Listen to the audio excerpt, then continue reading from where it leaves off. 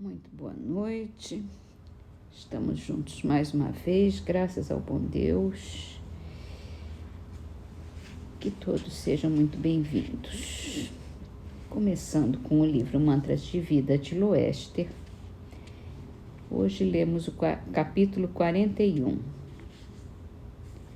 Quando sei uma coisa, procuro saber mais, sem ostentação. Nunca recuso convites para fazer o bem. Não podendo ir pessoalmente, ajudo através das minhas orações. Quando leio um livro que me agrada, vejo onde posso divulgá-lo sem forçar consciências.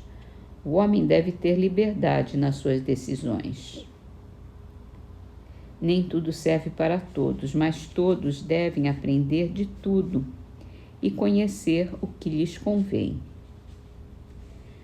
Quando vejo muitas dificuldades em meu caminho, espero um pouco e logo surgem os meios de resolvê-las. Nunca perco a parada. Ao tomar um prejuízo de alguém, jamais me coloco na ofensiva. Procuro reparar com o trabalho e, se for dívida do passado, fiquei livre do fardo que carregava. Nunca me defendo na maneira que o mundo entende a justiça. Creio que recebemos somente o que merecemos. Deus está vendo tudo. Tenho fé em tudo o que faço. Por isso tudo para mim dá certo.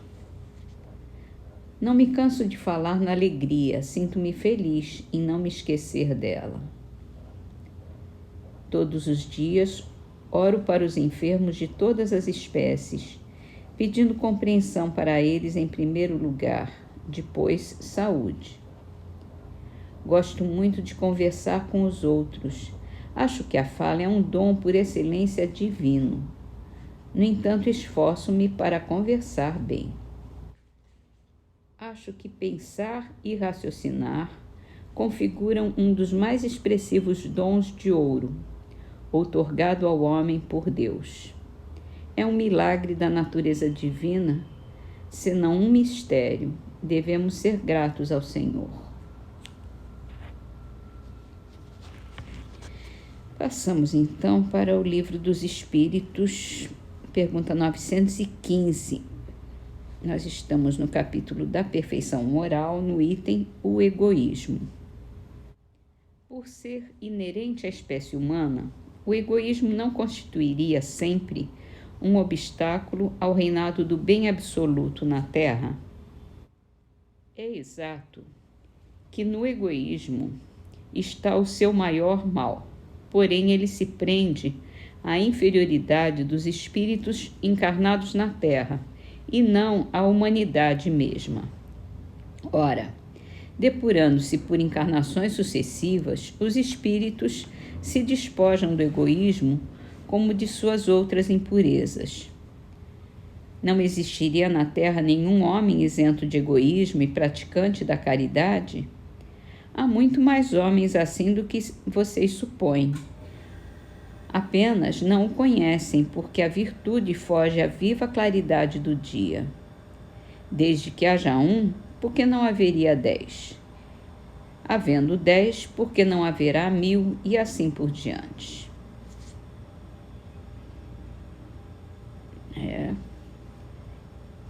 Existe mesmo, né? Difícil de encontrar, mas existir, existe. Vamos ao livro O Céu e o Inferno, sobre as expiações terrestres. São mensagens recebidas na Sociedade de Paris. Esse se chama Antônio B., subtítulo: Enterrado Vivo, a Pena de Talião.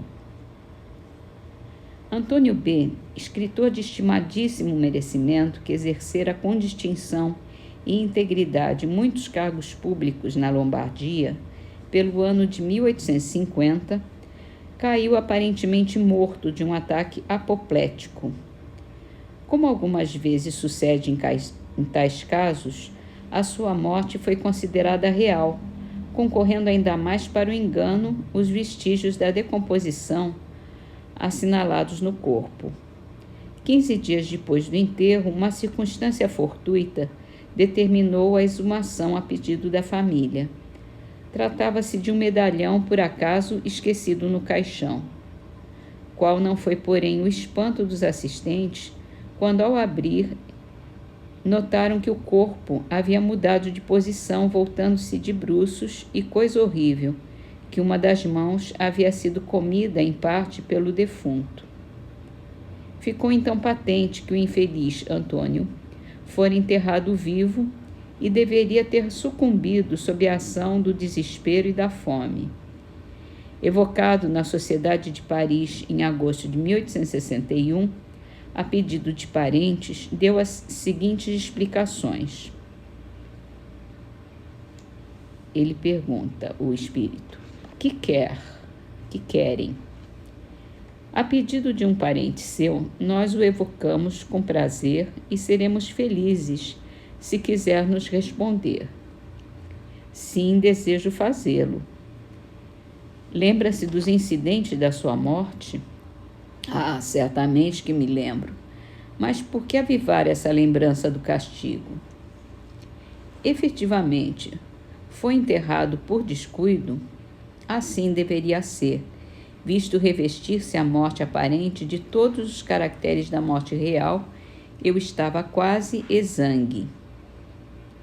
Exangue quer dizer privado da circulação do sangue, descoloração da pele pela privação do sangue. Não se deve, porém, imputar a ninguém um acontecimento que estava predestinado a mim desde que nasci. Você se incomoda com essas perguntas? É melhor que finalizemos? Não, podem continuar. Porque deixou a reputação de um homem de bem, esperamos que fosse feliz. Eu lhes agradeço, pois sei que tem intercedido por mim. Vou fazer o possível para lhes responder, e se não puder fazê-lo, um dos seus guias o fará por mim. Pode nos descrever as suas sensações daquele momento? Que dolorosa provação senti-me encerrado entre 4 tábuas, tolhido, absolutamente tolhido, gritar impossível. A voz, por falta de ar, não tinha eco.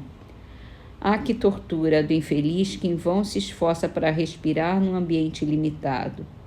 Eu era qual condenado à boca de um forno, abstração feita do calor. A ninguém desejo um fim arrematado por semelhantes torturas. Não desejo a ninguém tal fim.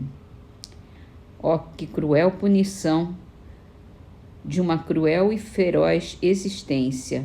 Não saberia dizer no que então pensava.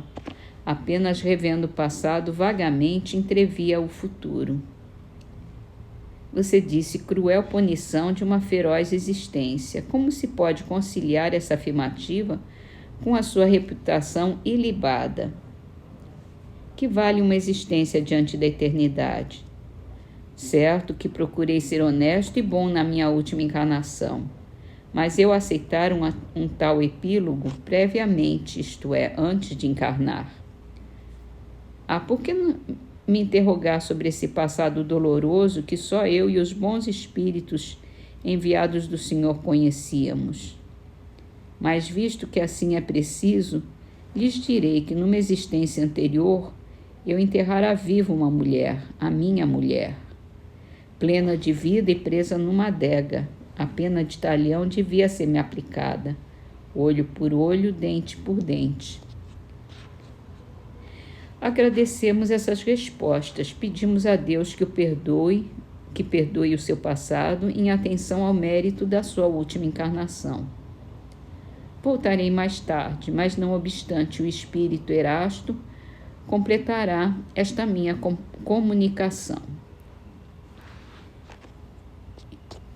Então é esse guia do médium que fala agora. Por essa comunicação, pode-se inferir a correlatividade e dependência imediata das suas existências entre si, as tribulações, as vicissitudes, as dificuldades e dores humanas são sempre as consequências de uma vida anterior, culposa ou mal aproveitada. Devo, todavia, lhes dizer que desfechos como este de Antônio são raros, visto como se de tal modo terminou uma existência correta foi por tê-lo solicitado ele mesmo, com o fito de abreviar a sua erraticidade e atingir mais rápido as esferas superiores. Efetivamente, depois de um período de perturbação e sofrimento moral, inerente à expiação do hediondo crime, lhe será perdoado este, e ele se alçará a um mundo melhor, onde o espera a vítima que há muito lhe perdoou. Aproveitem este exemplo cruel, queridos espíritas, a fim de suportar com paciência os sofrimentos morais e físicos, todas as pequenas misérias da terra. Que proveito pode a humanidade oferir de semelhantes punições? Eles perguntam. E Erasto responde: as penas não existem para desenvolver a humanidade, porém para a punição dos que erram. De fato, a humanidade não pode ter interesse algum no sofrimento de um dos seus membros. Neste caso, a punição foi apropriada à falta. Porque há loucos, idiotas, paralíticos? Porque morrem estes queimados, enquanto que aqueles padecem as torturas de longa agonia entre a vida e a morte. Ah, creiam-me, respeitem a soberana vontade e não procurem sondar a razão dos decretos da providência. Deus é justo e só faz o bem. E tem aqui uma nota de Kardec. Esse fato não encerra um ensinamento terrível? A justiça de Deus, às vezes tardia, nem por isso deixa de atingir o culpado, prosseguindo em seu aviso.